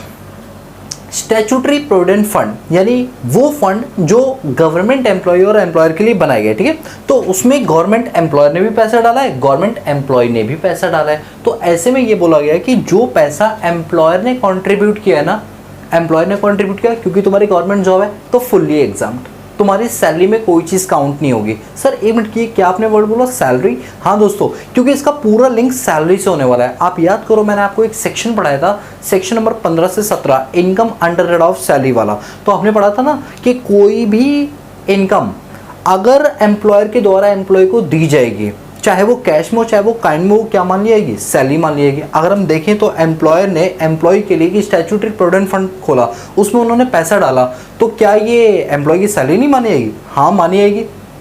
लेकिन क्योंकि तुम्हारी गवर्नमेंट जॉब है तो तुम्हारी सैलरी नहीं मानेगी, फुल्ली एग्जाम्प्ट है। तो यहाँ पर लिखूंगा स्टैट्यूटरी प्रोविडेंट फंड में एम्प्लॉयर का जो कॉन्ट्रीब्यूशन है ना, ये फुल्ली क्या है आपका? एग्जाम्प्ट है। This is fully exempt. Okay sir, हमें समझ आ गया, वो फुल्ली एग्जाम्प्ट है। इसके बाद चलो एक काम करते हैं, इतना लाइन ड्रॉ कर लेते हैं। ये आपका फुल्ली एग्जाम्प्ट हो गया, ठीक है। इसके बाद एम्प्लॉय का कंट्रीब्यूशन। तो देखिए एम्प्लॉय ने जो पैसा लगाया है ना प्रोविडेंट फंड में, गवर्नमेंट कहती है तुमने बहुत अच्छा काम किया है, मतलब इतना अच्छा काम किया कि हम बता नहीं सकते। तो आपको याद है मैंने आपको एक पॉइंट पढ़ाया था डिडक्शंस का, एडीसी से लेकर एटीयू तक। गवर्नमेंट कहती थी अगर तुम हमारी बताई हुई जगहों पर पैसा अपना इन्वेस्ट करोगे तो हम आपको क्या दे देंगे? डिडक्शन दे देंगे। गवर्नमेंट ने बोला कि अगर कोई एम्प्लॉय स्टैट्यूटरी प्रोविडेंट फंड में अपनी सैलरी का कुछ पार्ट उसमें लगाता है तो हम उसको डिडक्शन दे देंगे एडीसी के अंदर। तो यानी कि एम्प्लॉय की कॉन्ट्रीब्यूशन पे मिलने वाली है क्या? डिडक्शन। क्या मिलने वाली है? Deduction under section ADC. ADC के अंदर क्या मिलेगी? डिडक्शन। लेकिन यहाँ पर एक इंपॉर्टेंट पॉइंट है। वो इंपॉर्टेंट पॉइंट क्या है कि अगर आपने जो डिफॉल्ट टैक्स रिजिम है जिसको हम न्यू टैक्स रिजिम बोलते हैं, अगर आपने वो फॉलो किया हुआ है तो हम आपको डिडक्शंस एडीसी वाली नहीं देंगे, क्योंकि वो डिडक्शन वहाँ पर अलाउ ही नहीं थी। आपको याद है जब आप न्यू टैक्स रिजिम फॉलो करते थे या डिफॉल्ट टैक्स रिजिम, तो उस केस में एटीसी से एटीयू तक की कोई डिडक्शन नहीं मिलती थी, सिर्फ 3 मिलती थी। 80 JJAA, एक 80 CCD2 और एक 80 CCH2। याद आ रहा है? Yes sir. तो यानी कि ये वाली डिडक्शन सिर्फ ओल्ड टैक्स रिजिम वालों को मिलेगी। Deduction under section ADC is allowed only, is allowed to old tax regime. अगर आपका ओल्ड टैक्स रिजाइम है तो ही आपको ये वाली क्या मिलेगी? डिडक्शन मिलेगी, वरना नहीं मिलेगी, वरना नहीं मिलेगी। ठीक है। चलिए अब बात करते हैं इंटरेस्ट की। देखिए जब हम बात करेंगे अपने पास इंटरेस्ट की, तो इंटरेस्ट का मतलब ये कि जो एम्प्लॉयर ने लगाया और जो एम्प्लॉय ने लगाया उस पर हम ब्याज की बात कर रहे हैं, ठीक है, उस पर मिलने वाले ब्याज की बात कर रहे हैं। तो देखिए यहाँ पर बोला गया कि जो एम्प्लॉयर का ब्याज है ना वो फुल्ली एग्जाम्प्ट है। एम्प्लॉयर का जो ब्याज मिलेगा ना वो फुल्ली एग्जाम्प्ट है, ठीक है। और जो एम्प्लॉय की उस पर ब्याज मिलेगा वो एग्जाम्प्ट तो है but up to a certain amount, exempt up to certain amount, एक सर्टेन अमाउंट तक एग्जाम्प्ट है, उसके बाद क्या हो जाएगा वो टैक्सेबल हो जाएगा, उसके बाद क्या हो जाएगा वो टैक्सेबल हो जाएगा। बताओ ये चीज क्लियर है। अच्छा अब हम बात करते हैं लमसम की। लमसम का मतलब होता है कि जब प्रोविडेंट फंड की गुल्लक को फोड़ा जाएगा ना रिटायरमेंट के बाद, तब जो इकट्ठा पैसा मिलेगा उसका क्या होगा, तो भाई वो पूरे एग्जाम्प्ट है। पहले तुम्हारी गवर्नमेंट जॉब है, तुम्हारे आधे से ज्यादा चीज तो देखो ऐसे एग्जाम्प्ट करवा दी है, तो जब लमसम पे मिलेगा रिटायरमेंट पे कोई टैक्स नहीं, सरकार तुम्हारी तरफ देखेगी भी नहीं। तो यहाँ पर लिखेंगे हम फुल्ली एग्जाम्प्ट। क्या लिखेंगे, fully exempt under section 10 sub section 11, fully exempt under section 10 sub section 11, ठीक है। 10 सब सेक्शन 11 के अंदर ये फुल्ली एग्जाम्प्ट होगा। और मैंने आपको पहले भी पढ़ाया था कि सेक्शन नंबर 10 जो है वो एग्जाम्पशन का है। जब भी सेक्शन 10 है तो खुश हो जाना कि इस पर हमें कोई इनकम टैक्स देने की जरूरत नहीं है। तो बताइए आपको स्टैट्यूटरी प्रोविडेंट फंड वाली बात समझ में आई? ये सर हमें बिल्कुल समझ में आ गई, स्टैट्यूटरी प्रोविडेंट फंड के साथ हमें क्या करना है, ठीक है। चलिए तो अब इस लाइन को ड्रॉ कर देते हैं। सर लेकिन एक बात नहीं समझ रही, इसका लिंक यहाँ से कैसे करोगे?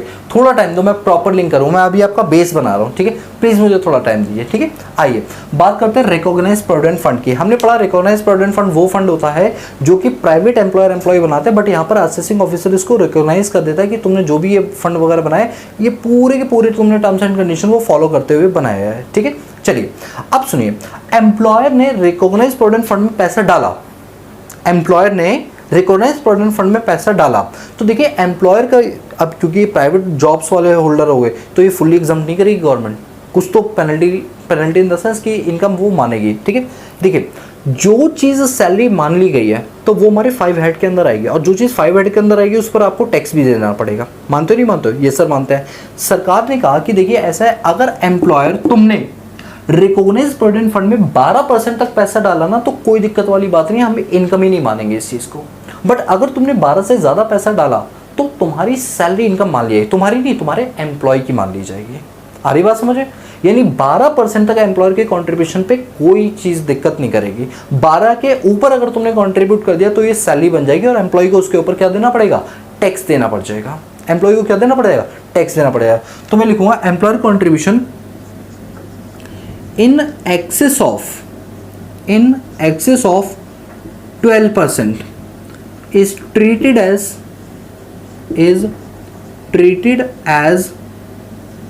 salary under section 17 subsection 1। अगर एम्प्लॉयर ने 12% से ज़्यादा पैसा लगाया तो वो सैलरी ट्रीट कर ली जाएगी, और जो चीज़ सैलरी है उस पर आपको टैक्स भी देना पड़ेगा। 12 से कम करोगे तो कोई दिक्कत नहीं, कोई टैक्स हम नहीं मानेंगे, ठीक है। एम्प्लॉय की कंट्रीब्यूशन, भैया एम्प्लॉय की कंट्रीब्यूशन उसी की सैलरी है, उसी को नहीं मिल रही है, उसका वो कहीं और जा रहा है, तो क्या टैक्स करोगे? नहीं सर, उसका नहीं टैक्स करेंगे, बल्कि सरकार उसको प्रमोट करेगी, भाई एम्प्लॉय तुमने बहुत अच्छा काम किया, जहाँ तुम्हें सैलरी इतनी मिलनी थी तुमने कम सैलरी ली, बची हुई सैलरी आपने इन्वेस्ट कर दी, कहाँ पर? रिकॉग्नाइज प्रोविडेंट फंड में ही, तो बहुत अच्छा काम किया, हम तुमको देंगे डिडक्शन एडीसी से। एडीसी से तुम्हें क्या देंगे? हम डिडक्शन देंगे। तो यहां पर बात बोलेगी deduction under section 80C is allowed, और ये किसको अलाउ है? Allowed to old tax regime. अगर आपने ओल्ड टैक्स रिजिम को फॉलो किया है तो आपको डिडक्शन हम अलाउ कर देंगे। हम आपको क्या अलाउ कर देंगे? डिडक्शन अलाउ कर देंगे। बोलो समझ आई बात? Yes sir. अब बात करते हैं इंटरेस्ट की। तो जो वो गुल्लक है ना उसमें एम्प्लॉयर ने भी पैसा डाला, एम्प्लॉय ने भी डाला, एम्प्लॉयर के पैसे पर भी क्या मिलेगा? ब्याज। एम्प्लॉय के पैसे पे भी क्या मिलेगा? ब्याज मिलेगा। तो एम्प्लॉयर हो या एम्प्लॉय हो, अगर दोनों के कॉन्ट्रीब्यूशन पर 9.5% तक का ब्याज मिला तो ठीक है, बट अगर 9.5% से ज्यादा ब्याज मिला है ना तो वो तुम्हारी सैलरी इनकम मान ली जाएगी। क्या मान ली जाएगी? सैलरी इनकम मान ली जाएगी। तो मैं लिखूंगा interest in excess of 9.5% per annum is treated as 9.5% per annum is treated as salary नहीं, is treated as income from other sources, income from other sources, क्योंकि देखो जो ब्याज वगैरह मिलता है ना, ये हमारी कोई salary, house property, PGP, capital gain नहीं होती है, वो इनकम फ्रॉम अदर सोर्सेस होती है। और जब बात करते हैं लमसम की, जब मैच्योरिटी पर पैसा, जब आप रिटायर होगे तब जो पैसा मिलेगा रिकॉग्नाइज्ड प्रोविडेंट फंड से, वो फुल्ली क्या होने वाला आपका, एग्जम्प्ट होने वाला है सेक्शन 10 सबसेक्शन 12 के अंदर। ठीक है, तो मैं लिखूंगा fully exempt under section 10 subsection 12, ये फुल्ली एग्जम्प्ट हो जाएगा। तो मैं उम्मीद करता हूं आपको रिकॉग्नाइज प्रोविडेंट फंड भी समझ में आ गया होगा। सर आप प्लीज थोड़ा सा लिंक करवा दो ना, आपने इतना करवा दिया, चलो ठीक है, अब तुम कह ही रहे हो तो मैं लिंक करवा देता हूं। ये तो मैं जस्ट आपका बेस बना रहा था। ठीक है, अब देखिए फर्स्ट पॉइंट क्या कह रहा है, पहले हेडिंग देखो क्या थी, सेक्शन नंबर 7 क्या बोलता था, वो कौन कौन सी इनकम है जो रिसीव हुई है भारत में तो टैक्स कर दिया जाएंगी, या वो रिसीव नहीं हो तो भी हम मान लेंगे कि वो रिसीव हुई भारत में। पहला पॉइंट कहता है contribute in excess of 12% of salary to recognise provident fund. सिर्फ इतना पॉइंट पढ़ो, अगर आपने कंट्रीब्यूट किया 12% से ज्यादा किसमें, रिकॉग्नाइज्ड प्रोविडेंट फंड में, तो ये माना जाएगा कि तुम्हारी इनकम रिसीव्ड इन इंडिया है या फिर deemed to be in India है। समझ आ रही बात? 12% तक तो हम इनकम मानेंगे ही नहीं, 12% से ज्यादा होगी तो मान लेंगे एज पर सेक्शन नंबर 7। देखो यही बात लिखवाई थी यहाँ पर कि अगर एम्प्लॉयर का कंट्रीब्यूशन जो है वो 12% तक करोगे तो वो सैलरी इनकम नहीं मानेगी, बट 12 से ज्यादा करोगे तो वो सैलरी इनकम मानी जाएगी। वही लिखा हुआ है in excess of 12% is treated as salary under section 17(1). इसी को यहां से आप लिंक करो, इस चीज को यहां से लिंक करो। अगर मैं आपको बिना ये किए हुए कराता ना तो वो रटवाना हो जाता, बट अभी आपको चीजें ज्यादा क्लियर हो पा रही होंगी। तो लिखा हुआ है कि अगर कंट्रीब्यूशन दे रहे हो 12% से ज्यादा सैलरी के अंदर, वो भी रिकॉग्नाइज्ड प्रोविडेंट फंड, तो उसको क्या मान लेंगे, income deemed to be arise in India, और उस पर आपको भारत में टैक्स देना पड़ेगा, चाहे आप ROR हो या RNOR हो या NR हो, आपको भारत में टैक्स देना ही पड़ेगा। ठीक है, और जो आगे लिखा हुआ है और interest credit in excess of 9.5% per annum, आपको समझ आया? ये इस पॉइंट की बात कर रहा है कि अगर तुम्हें ब्याज 9.5% से कम का मिला है तो ये सैलरी नहीं, इनकम फ्रॉम अदर सोर्स नहीं मानेगी, बट 9.5% से ज्यादा अगर ब्याज मिला है तो वो इनकम फ्रॉम अदर सोर्स मानी जाएगी और तुम्हारे पास सेक्शन 7 के थ्रू वो तुम्हारी इनकम मान ली जाएगी। कुछ आया समझ में? बेस बनाने का कोई फायदा हुआ या बस ऐसी फालतू में बेस बना दिया और मैंने अपनी एक रिवीजन कर लिया और आपको कुछ समझ नहीं आया? ऐसा तो नहीं है ना? नहीं सर, बिल्कुल समझ आ रहा है। ठीक है, चलिए दोस्तों एक चीज बताऊं, इनकेस अगर थोड़ा बहुत भी आपको नहीं समझ आ रहा होगा ना ये वाला पॉइंट, तो टेंशन मत लेना। सर क्यों?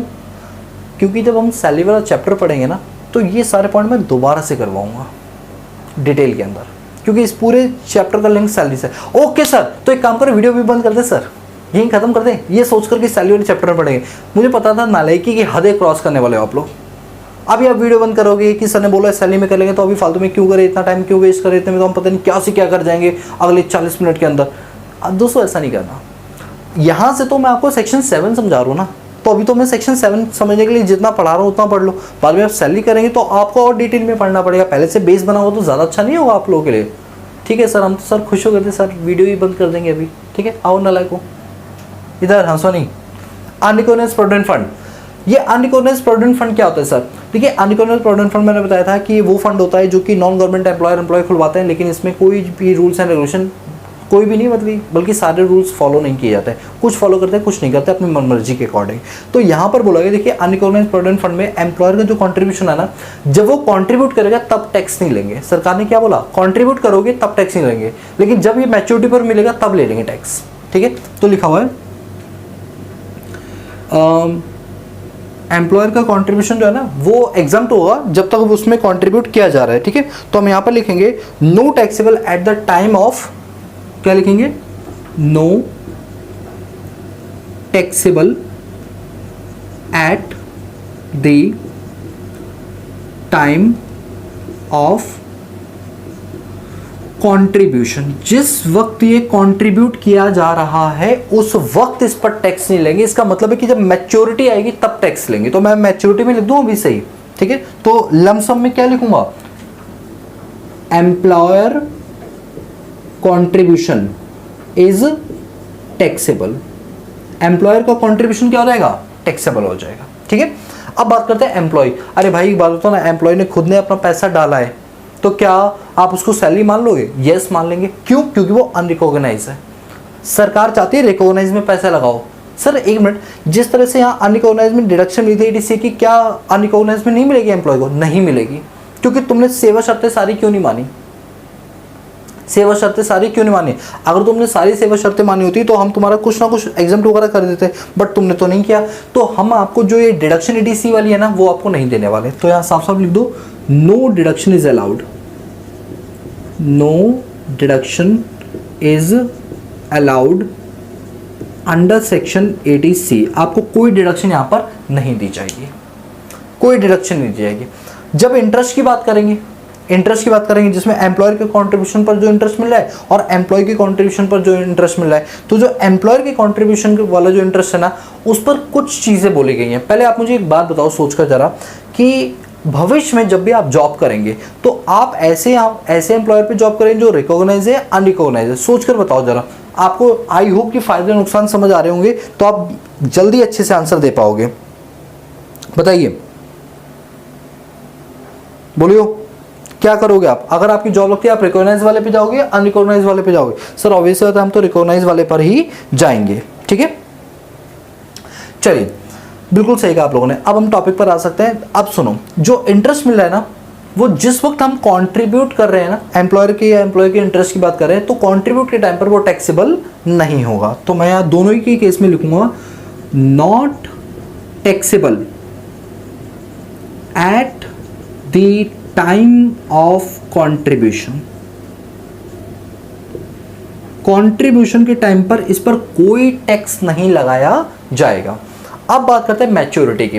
देखिए, मैच्योरिटी पे मैंने इतनी बात तो लिख दी कि एम्प्लॉयर का कंट्रीब्यूशन क्या रहेगा, आपका टैक्सेबल रहेगा। ठीक है, और दूसरी चीज ये है कि जो ये एम्प्लॉयर वाला इंटरेस्ट है ना, एम्प्लॉयर वाला इंटरेस्ट जो उस वक्त टैक्सेबल नहीं हुआ, वो अब टैक्स हो जाएगा। Employer contribution is taxable and their interest, और जो उसको इंटरेस्ट है ना, एम्प्लॉयर के कंट्रीब्यूशन पे जो इंटरेस्ट मिल रहा है, वो आपको क्या हो जाएगा, टैक्सेबल हो जाएगा। और जो एम्प्लॉय का जो इंटरेस्ट है ना, वो भी टैक्सेबल हो जाएगा इनकम फ्रॉम अदर सोर्स में। And employ contribution interest, employ के कंट्रीब्यूशन का जो इंटरेस्ट है वो इनकम फ्रॉम अदर सोर्स में टैक्स हो जाएगा, आईओएस के अंदर, आईओएस के अंदर। ठीक है, क्लियर है। बात करते हैं पब्लिक प्रोविडेंट फंड की, पीपीएफ की।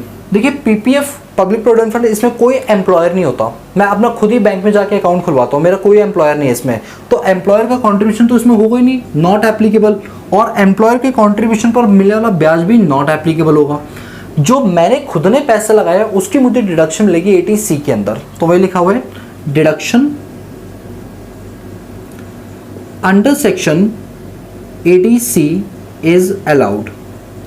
और वो भी कब अलाउ है, टू ओल्ड टैक्स रिजिम। अगर मैं कौन सा रिजिम फॉलो कर रहा हूं, ओल्ड टैक्स, तो ये अलाउ है, अदरवाइज नहीं। ठीक है, और लमसम पर जब, और एक मिनट, एम्प्लॉय के कंट्रीब्यूशन की ये बात करें तो ये आपकी क्या हो जाएगी, ये भी आपका एग्जम्प्ट हो जाएगा। जो आपको इंटरेस्ट वगैरह मिल रहा है ना, किससे, पब्लिक प्रोविडेंट फंड से, तो ये आपका फुल्ली क्या हो जाएगा, एग्जम्प्ट हो जाएगा। ठीक है, एम्प्लॉय का कंट्रीब्यूशन जो है ये आपका फुल्ली एग्जम्प्ट हो जाएगा, फुल्ली एग्जम्प्ट। और मैच्योरिटी पे जो आपको पैसा मिलेगा वो सेक्शन 10 सबसेक्शन 12 के अंदर फुल्ली एग्जम्प्ट है। ठीक है, fully exempt under section 10 subsection 12। तो लो, ये पूरा चार्ट हमारा कंप्लीट हो गया, ये चार्ट हमारा कंप्लीट हो गया। अब इस चार्ट के थ्रू मैं आपको ये चीज समझा सकता हूं। चार्ट क्लियर है ना? अब सुनो, देखो यहाँ जो जो चीजें बोली गई है ना, कि इसके बाहर अगर आप कंट्रीब्यूट करोगे तो इनकम मान ली जाएगी, उसके अंदर रखोगे तो इनकम नहीं मानी जाएगी। जैसे आप देखिए रिकॉग्नाइज प्रोविडेंट फंड की, अगर आप 12% तक लगाते हो ना तो आपकी इनकम नहीं मानेगी, बट 12 से ऊपर लगाते हो तो आपकी इनकम मानी जाएगी। तो ये ना हमारा पॉइंट, ये है ना, ये चीज यहाँ से लिंक कर सकते हो, इस चीज को आप लिंक करेंगे यहाँ से, रिकॉग्नाइज प्रोविडेंट फंड। ठीक है, इंटरेस्ट की जब बात करेंगे तो यहाँ पर बताया था 9.5% तक का ब्याज मिलेगा तो वो तुम्हारी इनकम नहीं मानी जाएगी, बट 9.5 से ज्यादा मिलेगा तो वो तुम्हारी इनकम फ्रॉम अदर सोर्स मानी जाएगी। ये मैं नहीं बोल रहा, ये सेक्शन नंबर 7 बोल रहा है। ये देखिए, interest credited in excess of 9.5% per annum. ये देखिए, इसका लिंक आप यहाँ से करिए, तभी तो मैं कह रहा था आपका बेस बनाऊंगा जिससे प्रॉपर चीजें आपको समझ में आएंगी। क्लियर है, आप समझ आ रहा है? तो ये जो दो इनकम है ना, अगर 12 से कम का होता तो तुम्हारी इनकम नहीं मानते, 9.5% से कम का होता तो इनकम नहीं मानते, इनके ऊपर है, इस वजह से ये इनकम मानेंगे एज पर सेक्शन 7। क्लियर है? Point number 2, contribution by central government और any other employer in the previous year under pension scheme. देखिए पेंशन स्कीम के बारे में ना मैं आपको न्यू पेंशन स्कीम है सेक्शन 80 CCD, जब आपको डिडक्शन चैप्टर कराऊंगा तो आपको उसमें पूरा डिटेल बताऊंगा। 80 CCD 1 होता है, 80 CCD 2 होता है, 80 CCD 1B होता है। ये सब चीज़ हम पढ़ेंगे डिडक्शन वाले चैप्टर। बट अभी के लिए ये मान लो कि अगर सेंट्रल गवर्नमेंट ने आपके पेंशन फंड में पैसे लगाए तो जो पेंशन फंड में पैसा लगाया गया है वो आपकी डीम्ड इनकम मान ली जाएगी। और चाहे आप ROR हो, चाहे आप RNOR हो, चाहे आप NR हो, ये तीनों केस में क्या कर दी जाएगी? आपकी टैक्स कर दी जाएगी। ठीक है, अगला amount transfer from unrecognised provident fund to recognised provident fund being the employer contribution and interest thereon. देखिए यहाँ पर क्या बोला गया कि एम्प्लॉयर, ध्यान से सुनो, ये जो अनरिकॉग्नाइज प्रोविडेंट फंड है ना, अगर कल को कोई अनरिकॉग्नाइज से अपने आप को रिकॉग्नाइज में कन्वर्ट करना चाहता है तो इसका पैसा उठा के वो इसमें डालेगा ना, इसका पैसा उठा के वो इसमें डालेगा ना। तो ऐसे में जो एम्प्लॉयर का कंट्रीब्यूशन और एम्प्लॉयर का इंटरेस्ट ना, ये तुम्हारी डीम्ड इनकम मान ली जाएगी। अभी तो यहाँ पर देखो नो टैक्सेबल लिखा हुआ है ना, एम्प्लॉयर के केस में दोनों जगह क्या लिखा है? No taxable. बट अगर तुम इसको इसमें कन्वर्ट कराते हो ना, जैसे अकाउंट को कन्वर्ट करते हो, सेविंग को करंट, करंट को सेविंग, तो अगर तुम ऐसा कोई कन्वर्ट कराते हो तो उस वक्त जो तुम्हारे अकाउंट में पैसे होंगे वो इनकम मान ली जाएगी और टैक्स कर दी जाएगी। वही लिखा है amount transfer from unrecognised provident fund to recognised provident fund, वो भी कौन सा? बीइंग एम्प्लॉयर कंट्रीब्यूशन और इंटरेस्ट देयर ऑन। जो भी एम्प्लॉयर का कंट्रीब्यूशन है, जो भी इंटरेस्ट। सर एम्प्लॉय की बात नहीं हो रही है, एम्प्लॉय की बात नहीं हो रही, ठीक है। तो ये 3 इनकम मान ली जाती है। क्या? Income deemed to be received in India. दोस्तों थोड़ा बहुत भी समझ आया? थोड़ा टेक्निकल है बट बहुत क्लियरिटी से समझ आएगा, ठीक है। अब देखो यहाँ नोट लिखा है all assessee are liable to tax in respect of income received और deemed to be received thereon. फिर चाहे वो रिस्पेक्टिवली रेजिडेंशियल स्टेटस नहीं देखें, प्लेस ऑफ इट्स। ये जो नोट लिखा है इसका मतलब पता है वो क्या कहना चाह रहा है कि अगर तुम सेक्शन 7 में कवर होते हो तो चाहे तुम ROR हो, चाहे तुम RNOR हो, चाहे तुम नॉन रेजिडेंट हो, कोई फर्क नहीं पड़ता, तुम्हें तीनों के केस के अंदर टैक्स देना पड़ेगा। तुम्हें तीनों के केस के अंदर क्या देना पड़ेगा? टैक्स देना ही पड़ेगा। बोलो समझ आई बात? यस सर, हमें समझ आएगी, तीनों के केस में हमें टैक्स देना ही पड़ेगा, ठीक है। वही लिखा है all assessee are liable to tax in respect of income received और deemed to be received by them India during the previous year irrespective of residential status और प्लेस ऑफ एक्रू और अराइज इन इनकम। ये matter ही नहीं करता। बोलो clear हुआ? तो आज हमने ना section number 5 scope of total income पढ़ा और section number 7 income received in India पढ़ा। अभी सेक्शन नंबर 9 बचा हुआ, वो हम नेक्स्ट क्लास में करेंगे क्योंकि उसमें थोड़ा हमें टाइम लगेगा, ठीक है। मैं उम्मीद करता हूँ आपको ये सारी चीज़ समझ आ रही होंगी। और दोस्तों अगर इसके नोट्स चाहिए तो टेलीग्राम चैनल को ज्वाइन कर लो, फ्री ऑफ कॉस्ट वहाँ पे आपके नोट्स आपको डाउनलोड किए हुए मिल जाएंगे, ठीक है। So guys, that's all about this video lecture series. So guys, if you like the video, give a big thumbs up and subscribe the channel and press the bell icon so that you notify all the time when I post new video on this YouTube channel. बाकी मिलते हैं next class में, तब तक के लिए peace out.